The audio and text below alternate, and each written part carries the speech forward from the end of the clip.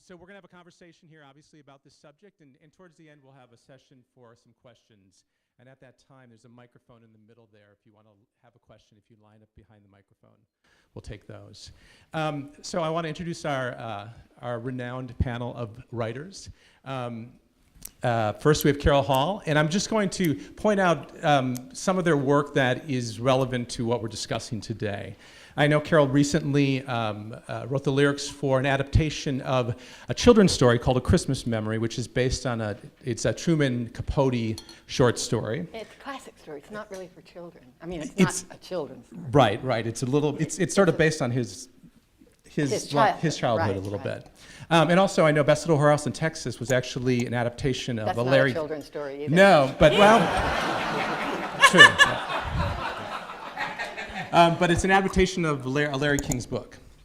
And he actually wrote the libretto for it as well. Winnie Holzman wrote the book for Wicked, which is an adaptation of Gregory Maguire's The Life and Times of the Wicked Witch of the West. Doug Wright, as many of you know, has written several adaptations of actually documentary films. If you don't know where some of these things have come from, Grey Gardens was a documentary film. Hands in a Hard Body, the musical, was a documentary film as well. He also did the adaptation of A Little Mermaid, the musical version for Broadway, which is adapted from the animated Disney film.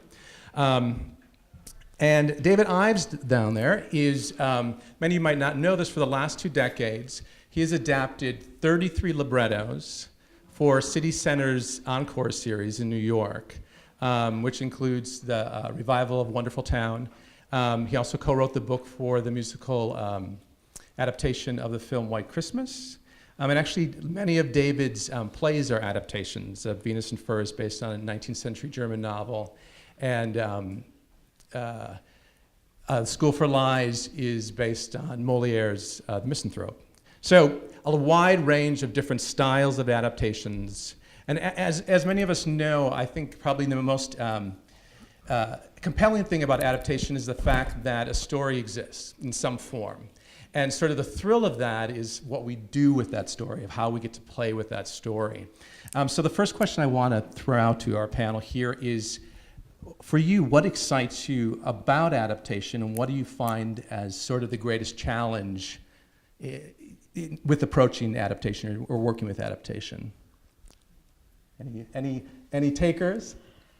Well, no, David. I was just going to say, Winnie and Stephen Schwartz just finished the most extraordinary hour of talking about Wicked. I can't even imagine what else you could say. That's what I'm going to find something. Yeah. I know me. It's amazing. It was great. I'm sorry. That's ridiculous. I was just going to say that I don't really draw a line very much between playwriting and adaptation. They're sort of the same thing for me, and I take my inspiration, as always, from Shakespeare, who, if you asked him, probably would have said that his job was an adapter, because 35 of his 37 plays were adaptations of somebody else's material. And he didn't do too badly on the other 2, but it seems to me, I love adaptation because I find story very hard, and I love to have somebody hand me a structure that I can then play with. For example, just to throw this out, when I did the School for Lies, which is a version of the Misanthrope, I actually did what I call a translaptation, which is to say that I translated it and adapted it, partly because I never thought that the Misanthrope worked very well. And so I was interested in that play because I thought it never pleased me. And so I just thought I would fix it, because Moliere wasn't around to tell me any differently. So I reworked it that way. But it's taking some of the load off of you, I would say, adaptation. I think just saying what you just said is really key, at least for me, and you were talking about writing something that annoys you or upsets you or makes you angry in some way. And I don't mean that when I was reading the novel of Wicked that I was annoyed or angry exactly, but the idea of the novel was so thrilling to me, and there were ways that he did the idea that I felt combative about. And I do think that there is something about writing where you sort of go, I'm going to show you, or I'm going to show you what I think it should be, or this is something very aggressive. And I do think that I can barely be on the panel, I think, because I've only done it once. I've only done one adaptation. I would like to do more, but I do think that there is, for me, it was almost a relief not to read the novel and go, oh my God, I wouldn't change a thing. Do you know, because how would then I proceed? Whereas what it was for me is I was flooded with ideas of things I would want to do a little bit differently. And that's, to me, a better place to begin, but I don't know. I mean, I have a footnote to what Winnie says, which is that I say this to my own shame and embarrassment, so turn off the cameras. But when Wicked came out, somebody came to me and said, you know, there's this book called Wicked, which might make a good musical, and I read it and I said, it will never work. I said, it is absolutely impossible to turn that book into a musical, and so I went off to Molière or something, I don't know. But so bravo, because I think it's a brilliant adaptation in every way. So. And I think we were led greatly by just what I'm saying, our likes and dislikes. It got very personal very quickly. We were in a conversation, obviously, the two of us, Stephen and I, but it was all about, well, what do you just love in the book that you have to keep? And what do you not like that we don't want to have? And that, I remember those as the very beginnings of the conversation. It was all very personal and a response, and I just don't want to see that, or I do want to see that on stage. Do you, just regarding when you're talking about the original authors and things like that, when you're doing adaptation, do you feel an ongoing obligation to either the author or the source material or whoever created that first version, whether it was a film or something, you know, and does that affect, are you aware of it at all times while you're writing, or is it something you have to let go, or is it, you know? I curiously felt less of an obligation with two of my adaptations to the original authors and more the potential audiences, because both pieces were beloved cultural artifacts. Working on Grey Gardens and working on The Little Mermaid. And Grey Gardens is a celebrated and revered and deeply subversive documentary that is held to almost biblical standard by a vociferous and enthusiastic group of gay gentlemen, usually of a certain generation. And Little Mermaid is a beloved animated film that is cherished by tween girls. And those two demographics have a lot in common.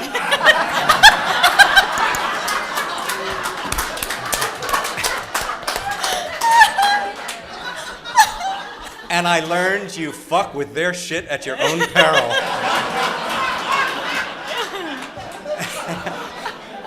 And so I felt enormously beholden to what were very concrete and loudly expressed audience expectations about both of those works. So the challenge was less honoring the Maysles brothers or the brilliant Howard Ashman and Alan Menken and their screenwriters, and more about trying to use the material that would and reinvent it so that it felt fresh and satisfying and like a new journey, but at the same time did not rob it of any of those elements that had earned it those ardent fan bases. And that was extraordinarily challenging. And honest to God, we had birthday parties of little girls come to Mermaid in tiaras and tails, and we had legions of men in snoods at Grey Gardens.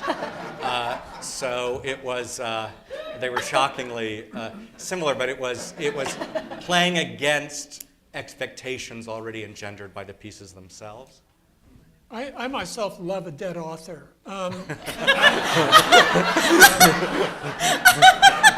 First of all, you don't have to share any royalties, which is, of course, our main point as playwrights. Never share points.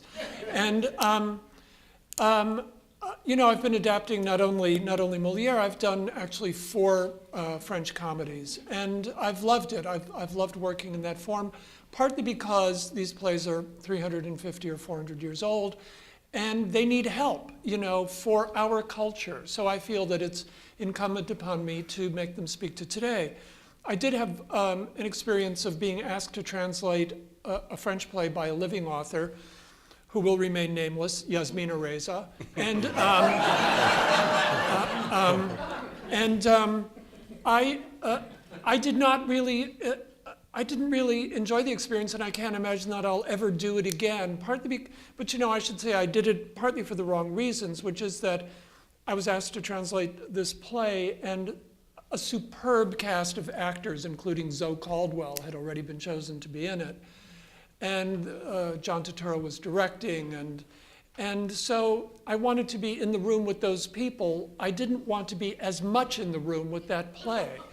And so I found that experience rather grueling, because I did feel it incumbent upon myself to honor what she had written, because she could sue the living hell out of me, and probably would. And so I was in a bit of a straitjacket, and I hate writing in a straitjacket. So it was quite instructive in many different ways. I think in my case, if I haven't spoken to it yet, in my case, it's very, very simple. I had loved the Truman Capote story from the time I'd read it, which is when I was a teenager. So it was quite old story. And usually when you mention Truman Capote's A Christmas Memory, people sort of gasp. They go, oh, I love that. And so I knew how many people loved it, because every time you say the title, people go, and I wanted to make them alive. I wanted it to be alive in a way, I guess you're not sure who's going to be reading it, but if you can see it and hear it, then you've given them a new kind of life. And in the case of The Best Little Whorehouse in Texas, that actually was not a book. It was an article in Playboy magazine. Mm. And Larry L. King was he's now deceased. He was a fantastic journalist who kind of came to fame and glory in the 50s and 60s during the time of when magazines had really rich, wonderful journalistic things happening. And the person who brought me Larry's article was my friend Pete Masterson, who is an actor and director whom I've known all my life from Texas. Larry L. King was from Texas. We had all gone to see Vanities, which is a Texas play by Jack Hefner. And at dinner afterwards, after Vanities, I said, I've always wanted to do something about Texas, but not the kind of thing where people have their thumbs in their suspenders. Just really about the craziness of Texas. Mm-hmm. Doug and I share not only Texas as a background, but at different eras we share the same high school. So I know that Doug knows about the craziness in Texas. And it seemed very political. So we set to do this event because it made us laugh at Texas, but it also made us laugh affectionately. And it just feels like I wanted to have those two children somehow, the whorehouse and Christmas. Something, Winnie, you had mentioned this before just a little bit, this whole idea of what to keep, what to throw away, that process of taking something and editing it, or in Christmas Memory, it's a short story, so I'm assuming you have to add.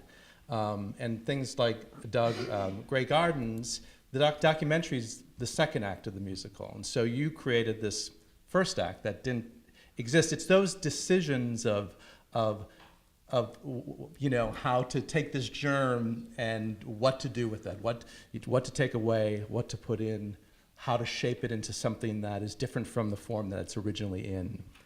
Any thoughts? Well, actually, I never had a better education as a playwright than the 33 musicals I adapted for encores. At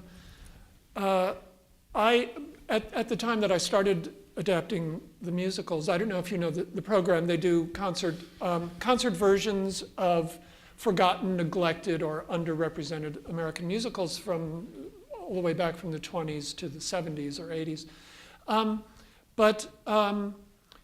When I was asked to do my first encore script, I had seen, I would say, 6 musicals in my entire life. 2 of them were Sweeney Todd. And so I knew nothing whatsoever about what I was doing, which is usually a nice place for me to start. But the reason I say it was a great education was because in adapting these 33 musicals, basically what I had to do to make them concert versions was, A, to strip out props, because the actors were going to be carrying their scripts in their hands, and reduce the scripts to about 2/3 or 3/4 of their size, because the accent was on the music, because the band is on stage.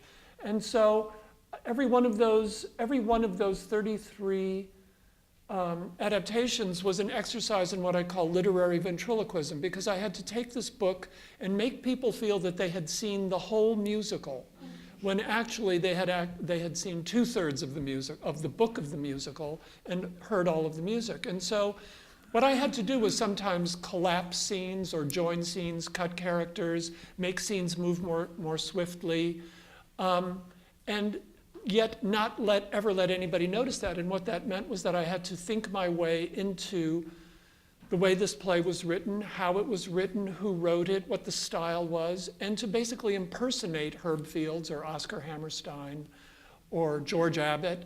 And so I learned an immense amount, and I would say that adapting French classic plays was a breeze after adapting, Juno, by Mark Blitzstein. And so I highly recommend taking something and trying to just take an old play find an old play and take a pencil to it and see what it's made out of. It's a great exercise, because actually what you find is that everything gets better. What happened at Encores is that a lot of people would say, I can't believe that this musical is never done.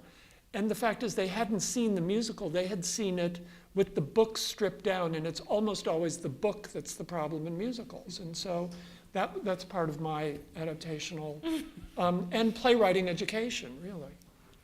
This is slightly different because David's talking about adapting plays and musicals. And I would say if you're adapting a documentary film or a novel, you're serving 2 masters, and those masters are sometimes at odds with one another. One, of course, is the underlying work itself, the novel or the film, and the other are the very particular demands of the theater and the 3-dimensional space, and what the theater does well and what it doesn't do well. And in the case of Grey Gardens, my dear friend, the composer Scott Frankel, invited me to his home and said, I want to do a musical based on this film. And I said, it won't work. I said, what's most compelling about the movie is its cinema verite quality, the fact we know it to be true. And if these women become larger-than-life figures in a musical that's all about artifice, it's not nearly so interesting. And I said it also is completely non-narrative. The film itself, which chronicles the Beale women, a mother and daughter who lived in a 36-room mansion in Long Island that was overrun by cats and debris and happened to be related to Jacqueline Kennedy. The film, there's no story. It's just raw footage of these 2 women interacting in an increasingly destructive dance, but it's purely psychologically driven. There's absolutely no narrative and no story tension. And so I said to Scott that musicals kind of thrive on storytelling. You can't do an ambient musical or a character portrait musical. You just can't. And I said, without the building blocks of narrative, you don't have anything. And so Scott was resolved to get me to do it. So we went out to dinner with the lyricist Michael Corey, and they were having dinner, and they were saying, beginning, middle, end, beginning, middle, end. How do we find that in this material? And on one dinner napkin, Scott scrawled 1943, and on the other napkin, he scrawled 1977. And they both looked at each other and called me the next day and brought me the napkins. And I said, I have to do this with you. I have to do this with you. And because I think that good adaptation is rarely about, as I think Winnie was suggesting, fidelity to the source. It's about reinventing the source to fit the new medium. And I would go so far as to say, I think a lot of us, all of us have probably had the experience of going to foreign countries and seeing our work adapted and translated. And even as the author of the underlying material, I'm always grateful when the translator or adapter has felt sufficient freedom to do not only translation, but cultural adaptation as well, to take those things in my text that may or may not readily translate to the culture in which the play is playing and come up with correlatives that do. So sometimes as a writer, when I'm applying license to someone else's work and feeling guilty about it, I remind myself that in my own experience, it's one of the things I'm most grateful for in the adapters and translators who do my work overseas. So a good adaptation isn't only serving the source, it's also serving the form, and that's the constant tension. Carol, do you have any thoughts on your one, like I said, that's taking A Christmas Memory, which is a shorter story, and how did you build upon that story? Well, it was begun by... To make it became a full-length musical. Yes.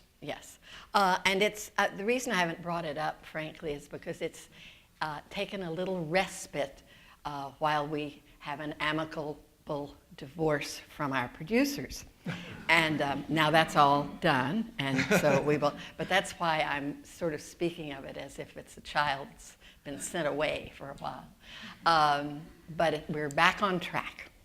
And what was the question? Wait, what did you say? In terms of, I read the book, it's a very short story. Yes. How do you make that a full-length musical?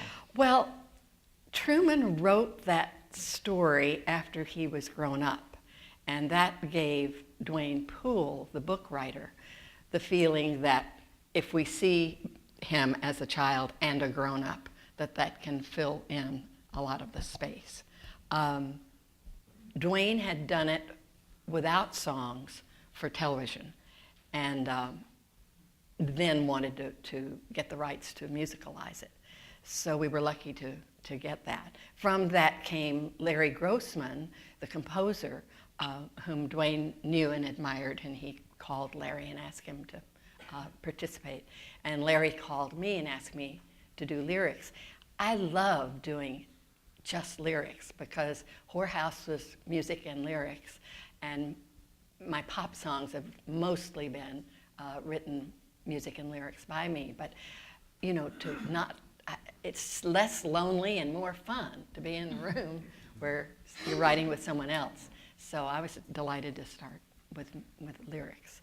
And I think that it was this view from his adulthood coming back to tell us the story. Because the story is all told, it's the child's life. Yes. It doesn't start with an adult and go No, back. it doesn't. So that's There's how no you adult. approached. There's memory, Right. but there's no adult. So that's how we did that. And banking off of musical theater, which we keep talking about quite a bit, is the relationship between you and either a lyricist or a composer. How do you?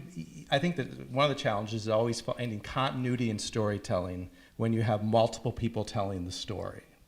When you have, it's one thing to just be the playwright and write the play, but do you have any methods or specific ways of approaching that relationship, or any stories in terms of how to have a good relationship and keeping the continuity of the story that you want to tell moving forward when working with more than one person on it?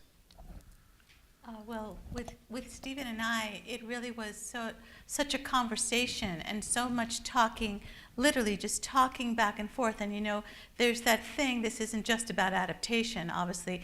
There's that thing where you just go, tell me the story again, what's the story?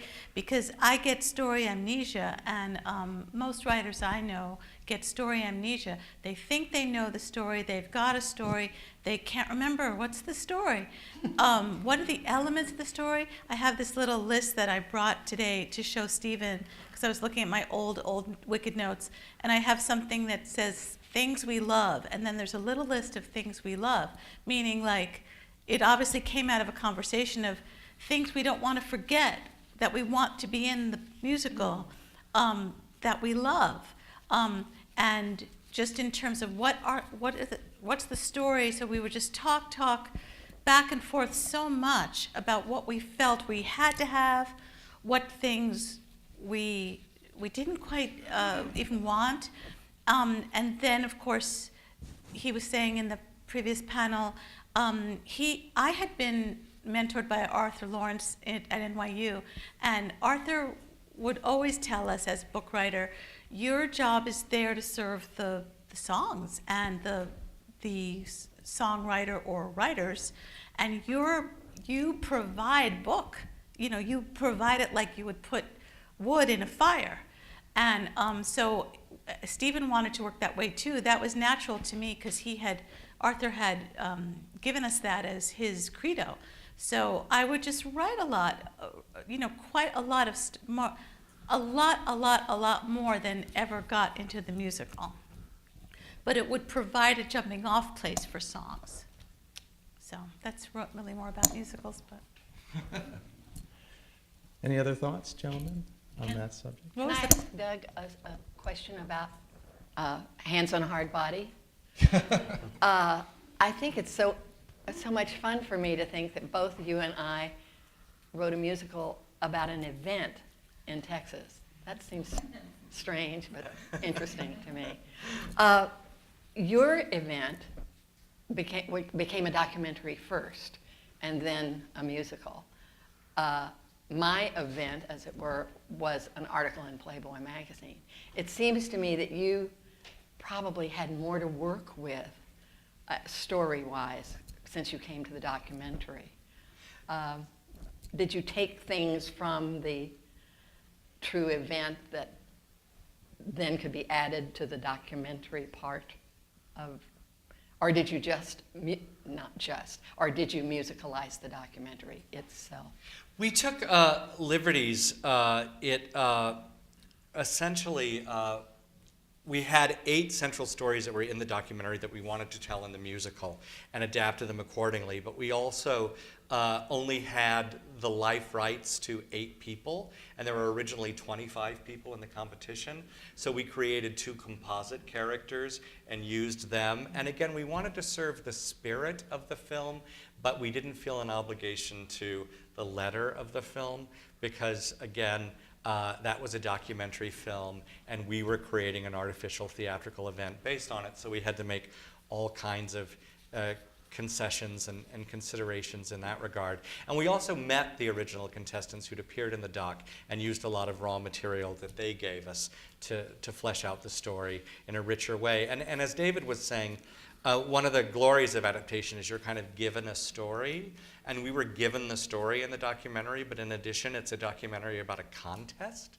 So you have all the rules of a contest. You have people, you have why they're entering, you have what the challenge or the conflict is, you have their ostensible reasons for needing the truck, you have their human or poetic reasons for needing the truck, you have a winner, you have people that fall ill, you have people that betray other people in an effort to win. So not only do you have the raw material of the doc, but you've got all the logic and all the intrigue and all the natural narrative building blocks that constitute a contest. And so that was one thing that for us made it feel really ripe for adaptation in the first place. And I guess I was sitting here thinking about some of the questions we're raising about what do you include and what do you not include. And I kind of think it's the same thing with adaptation as it is with simply writing an original play.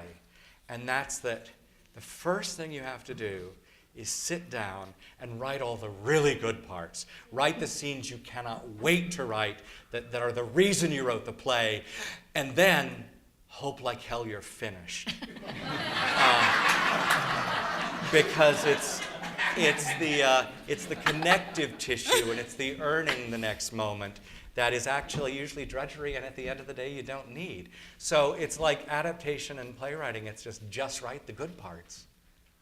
I would build on that by mentioning that when I worked on the Misanthrope, And as I say, it's a play that's always vexed me because it's one of those great plays that never satisfied me. It always seemed to be a comedy that left out the comedy somehow, and never quite worked as a tragedy. And so when I sat down to work on it, basically what I did was I kept reading it over and over again in French so that I didn't have any English voice of this play.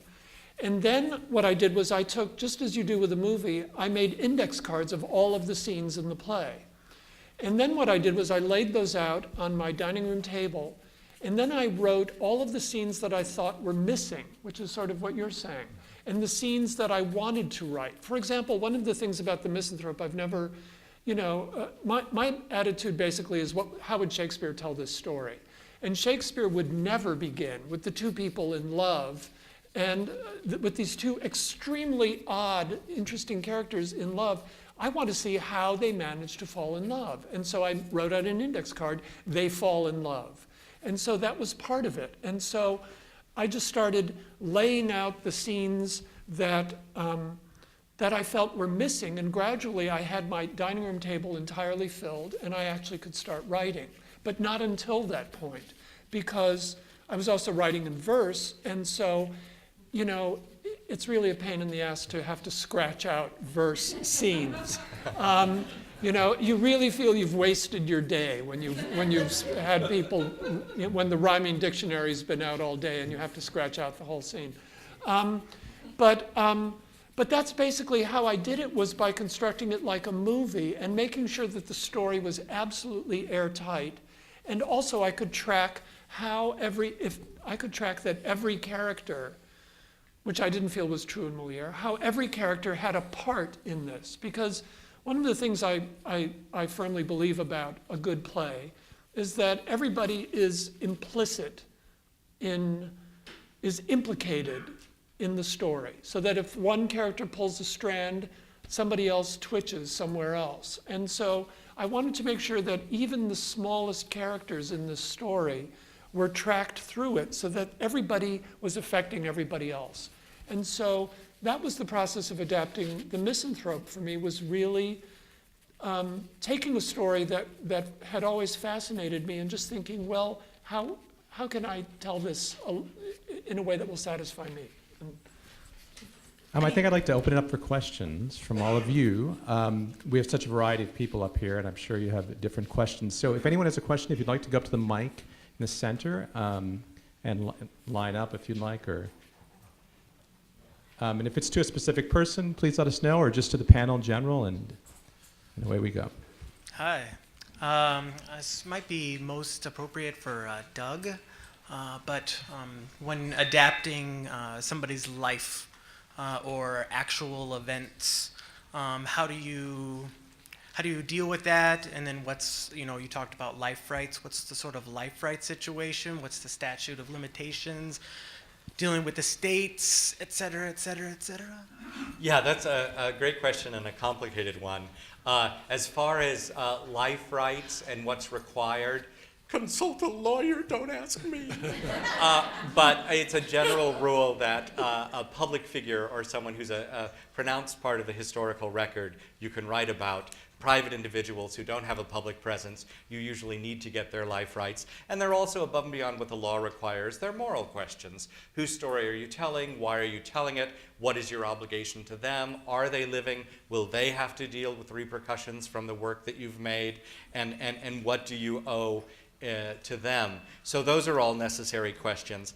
And I found, I said this in my last session, so I'll be brief, but I have a kind of sliding scale when it comes to writing about real people. And when I wrote about the Marquis de Sade, I felt enormous freedom to invent aspects of my story, because with Sade, there's a long tradition of writers appropriating him to their own purpose, from Yukio Mishima to Peter Weiss. And if you go to the library, there are 12 great biographies on Sade that'll set you straight about the historical record.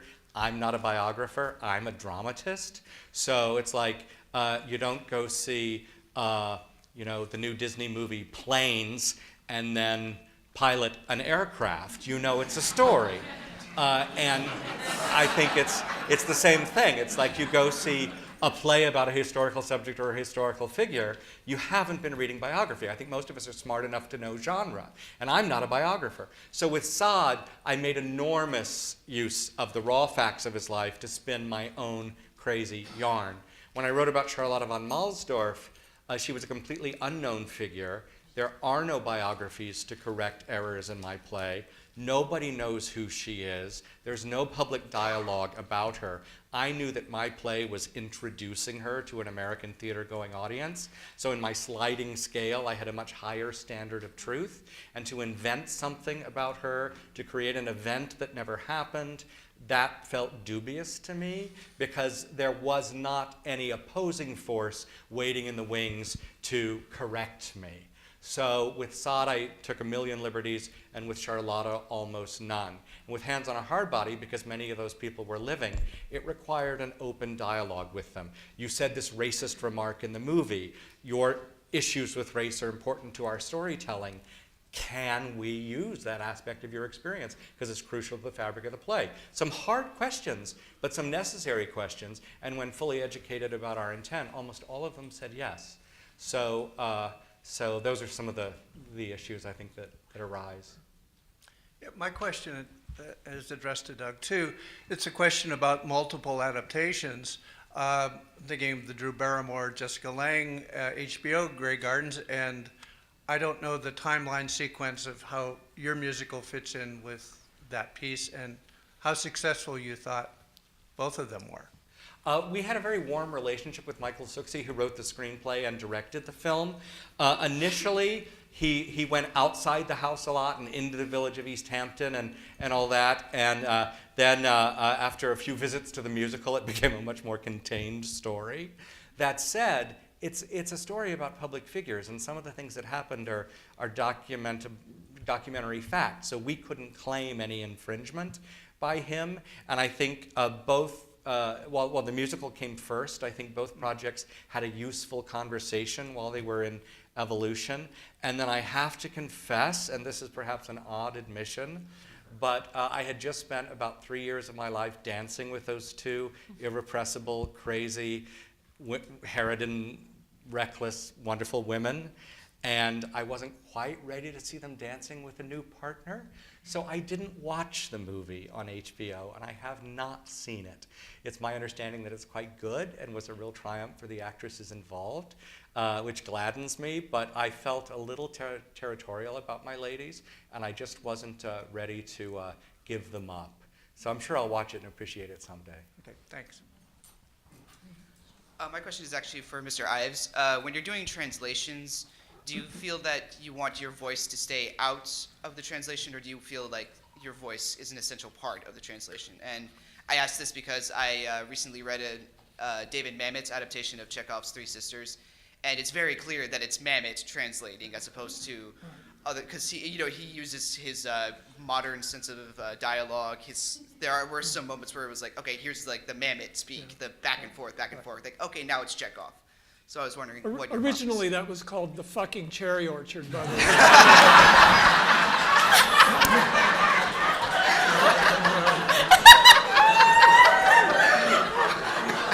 They changed it.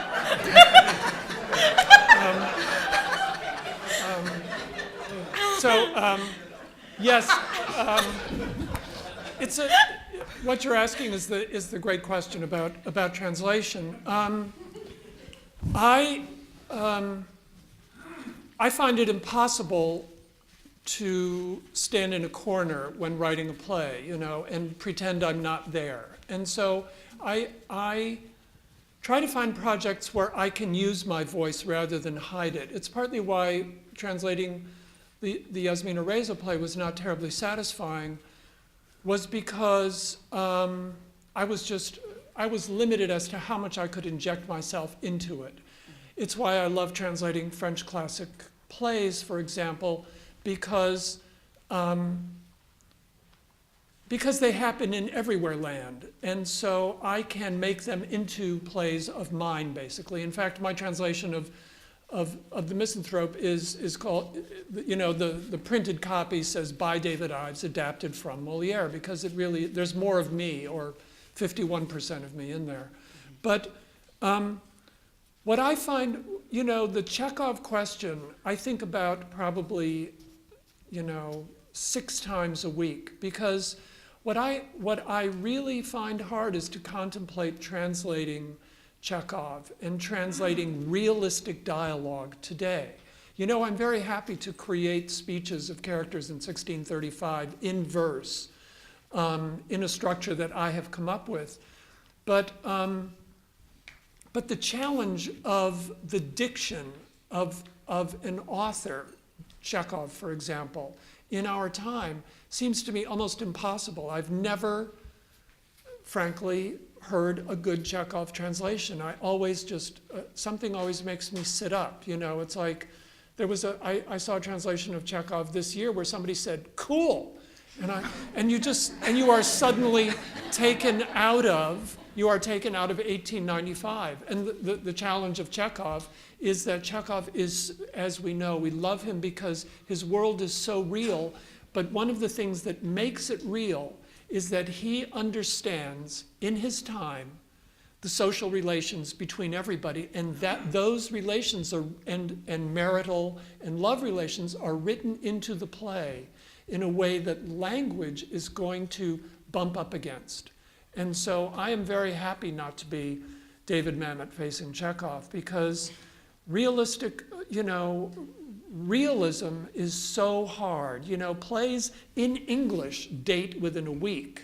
The shelf life of a good play is 3 weeks basically, and so it's very hard.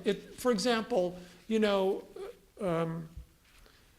I said this in an article in the Dramatists, but I think when you're translating a play, you have to do the playwriting work first and then the translating work. For example, you have to immerse yourself as you would in your own play in these characters.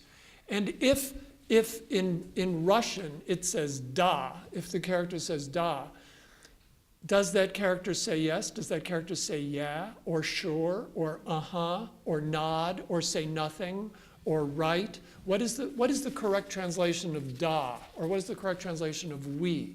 And so you have to understand what the diction of the character is, and then you can translate. And in realistic plays like Chekhov, that is immensely hard. And so that's kind of my truncated answer to a wonderful question. Thank you. Thank you.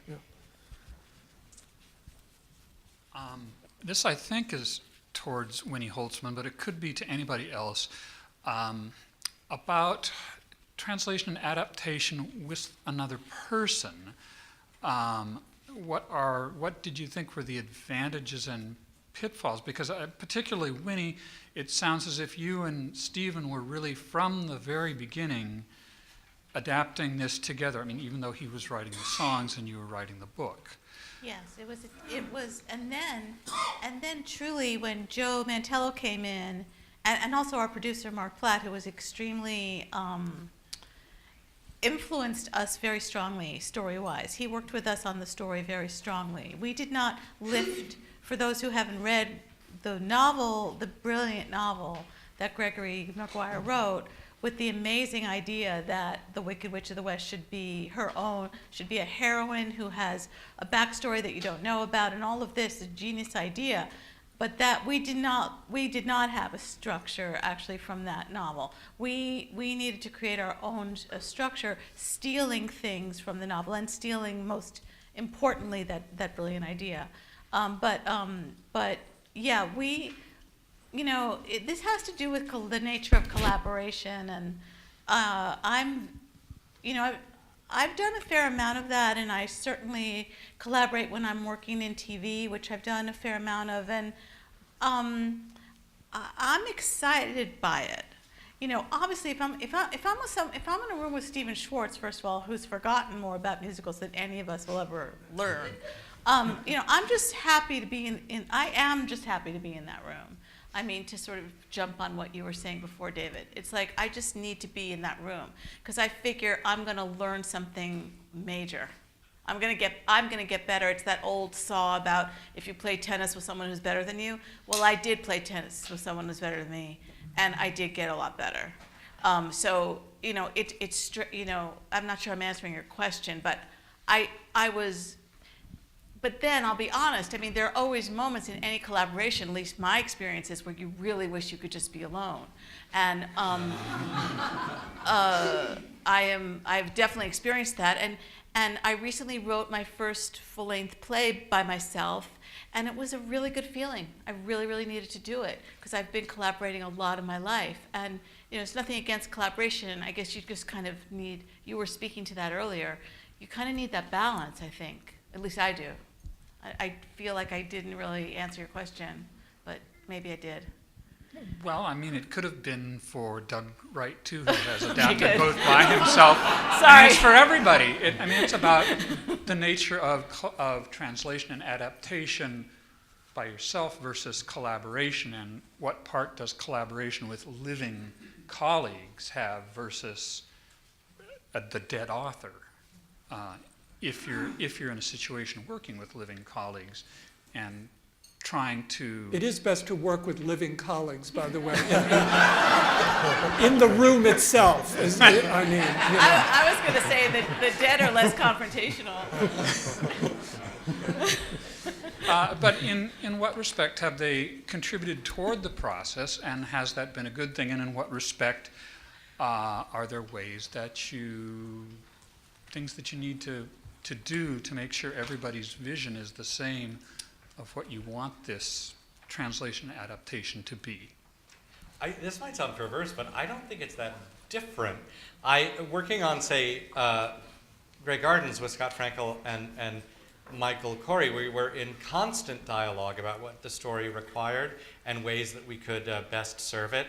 And I had the great pleasure of adapting not often produced Strindberg play for the La Jolla Playhouse about 3 years ago, Strindberg's Creditors. And I felt like Strindberg and I were engaged in the same kind of conversation, and it was never just about me and my control. I felt like there was always a tension between me and him, and trying to push through to the best idea between us. So it felt amazingly similar, whereas when I'm simply writing a fresh fictional play of my own design, I feel that total godlike freedom you do alone in a room where you're inventing people to punish them in fabulous ways that hopefully leads to some kind of raw human truth. And that's the power trip. But every adaptation I've done, whether it's been with living collaborators or a dead author, has felt like a conversation among parties who are trying to serve a third thing. I'm afraid we're just about out of time, so let's take one more question. I was very interested in the construction of Venus, is it Venus Infer? Venus Infer. And I wondered how you did that, because it's not exactly an adaptation, but in a sense it's sort of layered, where The way you're doing that- parallels and stuff, and I just wondered how you constructed that. In 2 seconds, what I will tell you is it was what I basically did was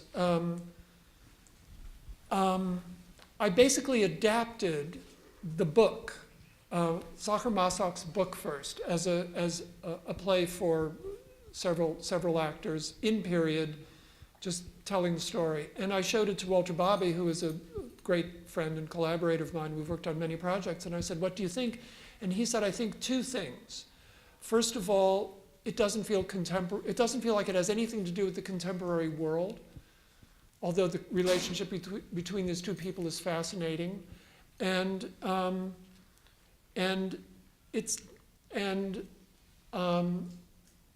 this kind of erotic relationship, shown literally on stage, can only be howlingly hilarious.